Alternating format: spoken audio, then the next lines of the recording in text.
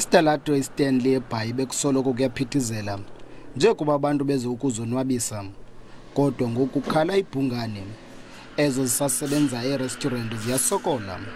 Like at the moment it is very tough here because no one have got money, no money have been coming through into the business. So and at the moment we're just surviving with our regular customers. Those are the ones that are like just coming in to support us.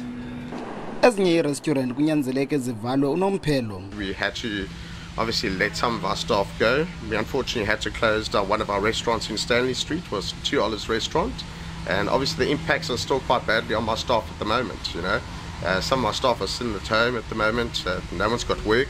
We've tried to help out our staff as much as we can at the moment, but unfortunately if there's no money coming in with the business, there's no way out to obviously help the staff at the moment. Yeah.